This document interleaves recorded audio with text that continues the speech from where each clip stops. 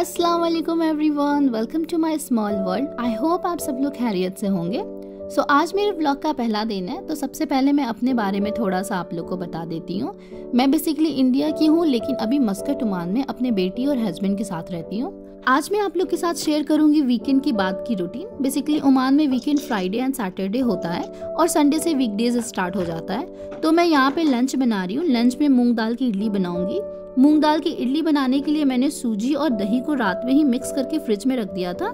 इसके बाद सोख की हुई मूंग दाल को ग्राइंड करके ऐड करूंगी। आप इसमें अपनी कोई भी पसंद की सब्जियां ऐड कर सकते हैं।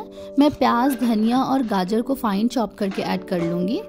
मैं यहाँ पे चॉपर का यूज की हूँ, आप चाहे तो नाइफ का भी यूज कर सकते हैं। इसके बाद इसमें नमक, हल्दी, बेकिंग पाउडर और बेकिंग सोडा को डालकर अच्छे से मिक्स करने के बाद इसको इडली स्टीमर में एटलीस्ट 10 to 15 मिनट के लिए कुक कर लेंगे। इसके साथ मैंने नारियल की चटनी भी बनाई है, जिसके लिए मैंने पुदीना, धनिया, हरी मिर्ची, लहसुन और नारियल को एक साथ मिला के पीस लिया है। ये मूंग दाल की इडली बहुत ही सॉफ्ट बनती है और बच्चों को खासकर बहुत ही अच्छा लगता है। और अगर आप अपने लिए बना रहे हैं तो इसको सांभर और चटनी के साथ खाकर देखिएगा, ये बहुत ही टेस्टी लगता है। लंच बनाने के बाद मैंने नाश्ता की प्रिपरेशन की, लेकिन वीडियो नहीं ले पाई क्योंकि मॉर्निंग में इतना भाग दौड़ हो जाता है कि सब एक साथ रिकॉर्ड करना थोड़ा मुश्किल हो रहा था। और मेरी बेटी अभी थोड़ी छोटी है, तो उसको जल्दी जल्दी मॉर्निंग में खिलाना पड़ता है ताकि स्कूल के लिए लेट ना हो। सबके जाने के बाद मैं सबसे पहले अपना सारा काम खत्म करती हूँ, उसके बाद मैं नाश्ता करती हूँ क्योंकि मुझे थोड़ा सा अपने लिए टाइम चाहिए होता है। सबसे पहले किचन को क्लीन करती हूँ क्योंकि मुझे सिंक में पड़े हुए बर्तन बिल्कुल नहीं पसंद है, तो मैं सबसे पहले उसको क्लीन करके हटाती हूँ और फिर उसके बाद बाकी का किचन क्लीन करती हूँ।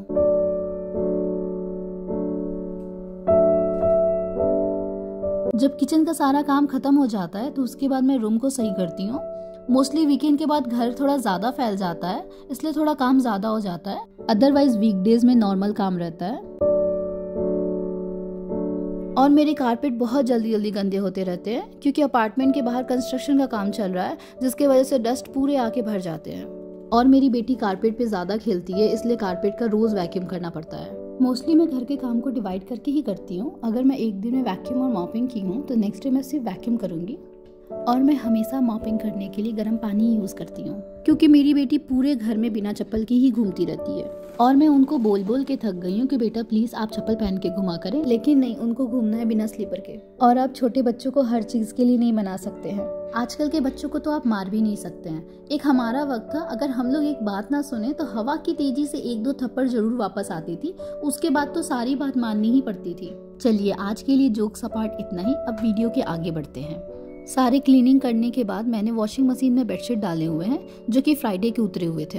अब मेरा मोस्टली मॉर्निंग का सारा काम खत्म हो गया है। अब इसके बाद मैं अपने लिए नाश्ता बनाऊंगी। नाश्ता में मैं सिंपली सबसे पहले चाय बनाऊंगी।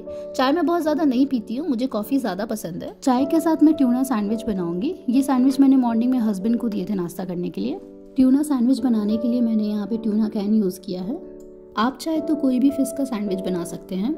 मैंने इसमें प्याज, धनिया, हरी मिर्च और रेड कैबेज को बारीक चॉप करके ऐड किया था। इसके बाद इसमें मेयोनीज, सॉल्ट एंड पेपर मिला देंगे, दैट्स इट। आप इसको ब्रेड, टोर्टिया, राइस, रोटी किसी में भी फिल करके खा सकते हैं। और जिनको फिश नहीं पसंद होगी, आप उनको इस तरीके से अगर देंगे तो वो खा भी लेंगे और उनको पता भी नहीं चलेगा।